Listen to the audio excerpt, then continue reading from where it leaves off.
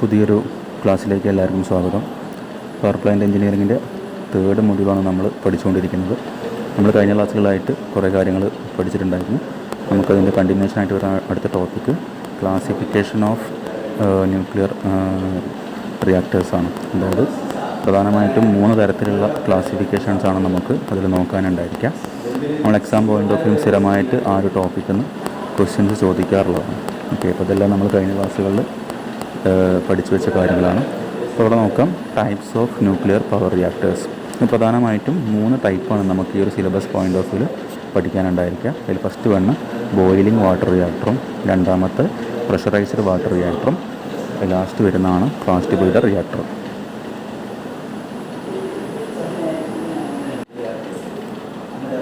അപ്പോൾ ഇതിൽ നമ്മൾ ഫസ്റ്റ് നോക്കിയാൽ മനസ്സിലാവും ബോയിലിംഗ് വാട്ടർ റിയാക്ടറാണ്. ഇവിടെ മനസ്സിലാക്കേണ്ടത് നമ്മൾ ന്യൂക്ലിയർ പവർ പ്ലാന്റിൽ പഠിച്ച സമയത്ത് തുടക്കം പഠിച്ചിട്ടുള്ള ആ സെയിം സംഭവം തന്നെയാണ് ഈ ഒരു ബോയിലർ വാട്ടർ റിയാക്ടർ എന്ന് ഉദ്ദേശിക്കുന്നത്. അതായത് നമ്മുടെ ന്യൂക്ലിയർ റിയാക്ടറിൽ വരുന്ന ഏറ്റവും ബേസിക് ടൈപ്പാണ് ബോയിലിംഗ് വാട്ടർ റിയാക്ടർ എന്ന് പറഞ്ഞാൽ. അപ്പോൾ ഇവിടെ നോക്കിയാൽ മനസ്സിലാവും. നമുക്ക് ഈ ഡയഗ്രാംസൊക്കെ വേണമെങ്കിൽ ഇതിൽ എളുപ്പമുള്ള ഡയഗ്രാംസ് നിങ്ങൾക്ക് പഠിക്കാവുന്നതാണ്. എനിക്ക് തോന്നുന്നു ഈ ഒരു ഡയഗ്രാം ആയിരിക്കും കുറച്ചും കൂടി എളുപ്പമായിട്ട് തോന്നുന്നുണ്ടായിരിക്കാം. ഓക്കെ, ഈ ഒരു ഡയഗ്രാം കുറച്ചും കൂടി എളുപ്പമായിട്ട് തോന്നുന്നുണ്ടായിരിക്കാം. സാധാരണ പോലെ നമുക്കറിയാവുന്ന പോലെ ഇതാണ് നമ്മുടെ ആ ഒരു റിയാക്ടറിൻ്റെ പ്രധാനപ്പെട്ട ഭാഗമായിട്ട് വരുന്നത്. ഓക്കെ, ഇതൊരു വലിയ സ്ട്രക്ചറിനകത്താണ് ഈ ഒരു റിയാക്ടറിൻ്റെ ഭാഗം ഉണ്ടായിരിക്കുക. കാരണം അവിടെ ഉണ്ടാകുന്ന എമിഷൻ വളരെ എമിസീവ് പവറൊക്കെ ഉള്ള ഗ്യാസുകളോ അല്ലെങ്കിൽ അതിൻ്റെ റേസൊന്നും പുറത്തേക്ക് പോകാൻ പാടില്ല. അപ്പോൾ അതിന് വലിയൊരു കോൺക്രീറ്റിൻ്റെ സ്ട്രക്ചറൊക്കെ ആയിരിക്കും കൂടുതലുണ്ടായിരിക്കുക. ഓക്കെ, ഇനി സാധാരണ പോലെ ഇവിടെ നോക്കുക, നമ്മുടെ ബോയിലിംഗ് വാട്ടർ റിയാക്ടർ നമ്മൾ മുന്നേ പഠിച്ച പോലെ തന്നെ അതായത് റിയാക്ടർ ഉണ്ടായിരിക്കും. അതുപോലെ റിയാക്ടറിനകത്ത് നമുക്കറിയാം അവിടെ ഫ്യൂൽ റോഡ്സ് ഉണ്ടായിരിക്കും, അവിടെ കൺട്രോൾ റോഡ്സ് ഉപയോഗിക്കുന്നുണ്ടായിരിക്കും, നമ്മുടെ മോഡറേറ്റർ യൂസ് ചെയ്യുന്നുണ്ടായിരിക്കും, അങ്ങനെയുള്ള കാര്യങ്ങളൊക്കെ ഉണ്ട്. അപ്പോൾ ഇവിടെ നോക്കിയാൽ മനസ്സിലാവും ഇവിടെ താഴെ വാട്ടർ സ്റ്റോറേജ് വെച്ചിട്ടുണ്ട്. ഈ ബ്ലൂ കളറിൽ കാണുന്നത് വാട്ടറാണ്. ഓക്കെ, അപ്പോൾ ഈ റിയാക്ടറിനകത്ത് ഉണ്ടാകുന്ന റിയാക്ഷൻ കാരണം ആ ന്യൂക്ലിയർ ഫിഷൻ കാരണം ഉണ്ടാകുന്ന ഹീറ്റ് കാരണം നമ്മുടെ ഈ ഒരു വാട്ടറിനെ ഹീറ്റ് ചെയ്യുകയും നമുക്കറിയാവുന്ന പോലെ ഇവിടെ കാണുന്ന പോലെ അത് സ്റ്റീമായിട്ട് കൺവേർട്ട് ചെയ്യുകയും ആ സ്റ്റീം പിന്നെ നമ്മൾ ഒരു ടർബൈനിലേക്ക് ഫ്ലോ ചെയ്യിച്ചുകൊണ്ട് ടർബൈൻ റൊട്ടേറ്റ് ചെയ്യുകയും ടർബൈനിൽ പുറത്തേക്ക് പോകുന്ന ആ ഒരു എക്സോസ്റ്റ് ഗ്യാസ് നമ്മൾ വീണ്ടും കൂളിംഗ് ടവറിൽ നിന്ന് വരുന്ന തണുത്ത വെള്ളം ഉപയോഗിച്ച് തണുപ്പിക്കുന്ന സമയത്ത് ആ ഗ്യാസ് വീണ്ടും വാട്ടറാകും മാറുകയും ആ വാട്ടർ നമുക്ക് വീണ്ടും റിയാക്ടറിലേക്ക് സപ്ലൈ ചെയ്ത് വീണ്ടും ഈ ഒരു പ്രോസസ് സൈക്കിളിക്കായിട്ട് നമുക്ക് നടത്താൻ പറ്റും. ഇതാണ് നമ്മുടെ ബേസിക്കായുള്ള ബോയിലിംഗ് വാട്ടർ റിയാക്ടറിൻ്റെ വർക്കിംഗ് എന്ന് പറയുന്നത്. നമ്മൾ ഓൾറെഡി പഠിച്ച കാര്യം തന്നെയാണ്. അപ്പോൾ അതിൽ പ്രത്യേകം ഇനിയും വീണ്ടും പഠിക്കേണ്ട ആവശ്യമില്ല. നിങ്ങൾ ആ ഒരു ഡയഗ്രം തന്നെ പഠിച്ചു വെച്ചാൽ മതി. ഓക്കെ, ഇനി രണ്ടാമത്തെ നമ്മൾ പറഞ്ഞു ബോയിലിംഗ് വാട്ടർ റിയാക്ടറാണ്. അത് ഏറ്റവും ബേസിക് ടൈപ്പാണ്. ഇനി രണ്ടാമത്തെയാണ് പ്രഷറൈസ്ഡ് വാട്ടർ റിയാക്ടർ. അപ്പോൾ അതിൽ ചെറിയൊരു വ്യത്യാസം ഉണ്ടാകും. നമുക്ക് അതിൻ്റെ ഡയഗ്രം നോക്കിയാൽ മനസ്സിലാവും. പ്രഷറൈസ്ഡ് വാട്ടർ റിയാക്ടർ ആകുമ്പോൾ ഓക്കെ, നിങ്ങൾ ഈ ഒരു ഡയഗ്രം നോക്കി പഠിച്ചാൽ നന്നായിരിക്കും. നമ്മൾ തൊട്ട് മുന്നേ കണ്ട ഫിഗറിൽ നിന്നും അഡീഷണലായിട്ട് ചെറിയ കുറച്ച് കാര്യങ്ങൾ ഇവിടെ അഡീഷണലായിട്ട് ഉണ്ടായിരിക്കും. അതായത് ഇവിടെ സ്റ്റീം ജനറേറ്റ് ചെയ്യുന്ന ഭാഗം, ഇവിടെ ബോയിലറിൻ്റെ ഭാഗം സെപ്പറേറ്റാണ്. അതുപോലെ ഇവിടെ അഡീഷണലായിട്ടൊരു പ്രഷർ വെസൽ അല്ലെങ്കിൽ പ്രഷർ ടാങ്കും കൂടി കൊടുത്തിട്ടുണ്ടായിരിക്കും. ഓക്കെ, നമ്മൾ നേരത്തെ പറഞ്ഞ പോലെ ഒരു കണ്ടെയ്ൻമെൻറ്റ് സ്ട്രക്ചർ ഉണ്ട്. പിന്നെ അതിനകത്ത് നമ്മൾ നേരത്തെ പറഞ്ഞ പോലെ തന്നെ ന്യൂക്ലിയർ റിയാക്ടർ ഉണ്ടായിരിക്കും. അപ്പോൾ നമുക്കറിയാവുന്ന പോലെ ഈ ഒരു ന്യൂക്ലിയർ റിയാക്ടറിൽ വെച്ച് എന്ത് ചെയ്യും, നമ്മുടെ ആ ഒരു ഹീറ്റ് എനർജി ഉപയോഗിച്ചാണ് നമ്മൾ വാട്ടറിനെ ഹീറ്റ് ചെയ്യുന്നുണ്ടായിരിക്കും. അപ്പോൾ ഈ ന്യൂക്ലിയർ റിയാക്ടറിനകത്ത് നമ്മൾ നേരത്തെ പറഞ്ഞ പോലെ വാട്ടർ സ്റ്റോറേജ് ഉണ്ടായിരിക്കും. ബ്ലൂ കളറിൽ കാണുന്ന വാട്ടർ ആയിരിക്കും. ഓക്കെ, അപ്പോൾ ഇവിടെ ഉണ്ടാകുന്ന ന്യൂക്ലിയർ റിയാക്ടറിൽ ഉണ്ടാകുന്ന ആ ഒരു എനർജി റിയാക്ഷൻ കാരണം അല്ലെങ്കിൽ ആ ഹീറ്റ് എനർജി കാരണം ആ വാട്ടർ എന്ത് ചെയ്യും, വാട്ടർ ചൂടാവും. ഓക്കെ, അപ്പോൾ ആ ഹീറ്റായ വാട്ടർ ആയിരിക്കും ഇതുവഴി ഈ ഡയറക്ഷൻ വഴി ഫ്ലോ ചെയ്യുന്നുണ്ടായിരിക്കാം.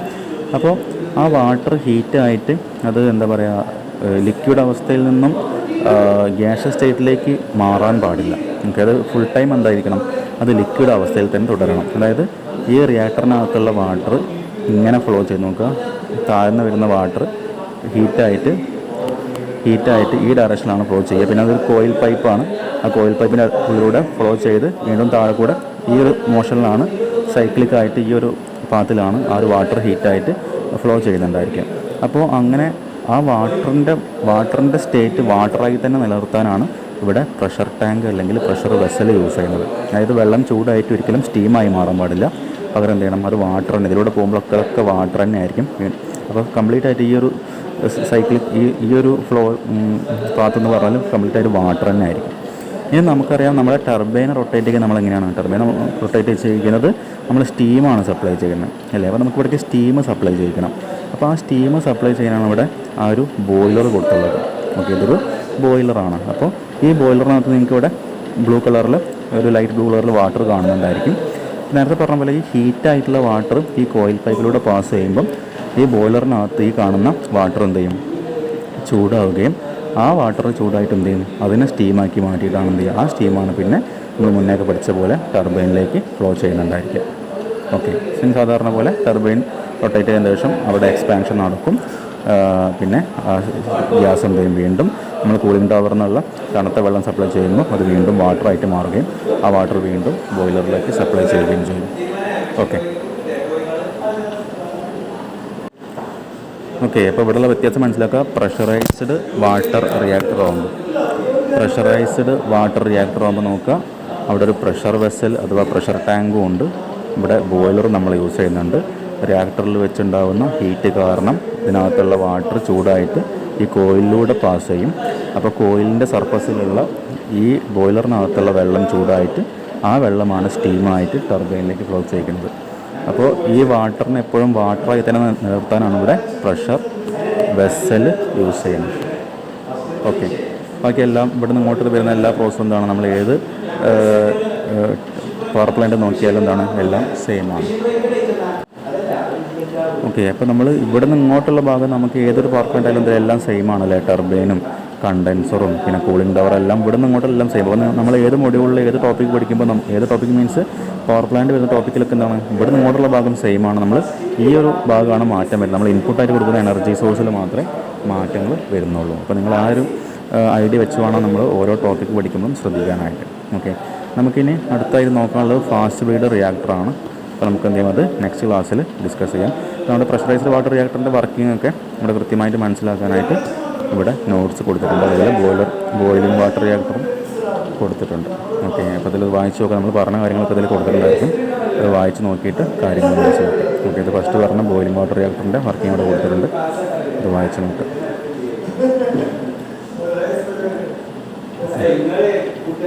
ഇത്രയാണ് ബോയിലിംഗ് വാട്ടർ റിയാക്ടറിൻ്റെ വർക്കിംഗ് ആയിട്ട് പറയുന്നത്. രണ്ടാമത്തെ പ്രഷറൈസ്ഡ് വാട്ടർ റിയാക്ടറിൻ്റെയാണ് വർക്കിംഗ്. അപ്പോൾ ഇതിൽ ഓരോ സെൻറ്റൻസും വായിച്ച് നോക്കുക. നമ്മൾ പറയാത്ത ചെറിയ ചില മൈന്യൂട്ട് പോയിൻറ്റ്സ് ഒക്കെ ഉണ്ടായിരിക്കും. അപ്പോൾ എന്ത് ചെയ്യുക, ജസ്റ്റ് വായിച്ചൊന്ന് മനസ്സിലാക്കുക. ഇത് പ്രഷറൈസ്ഡ് വാട്ടർ റിയാക്ടറിൻ്റെ വർക്കിംഗ് പ്രിൻസിപ്പിളാണ് പറയുന്നത്.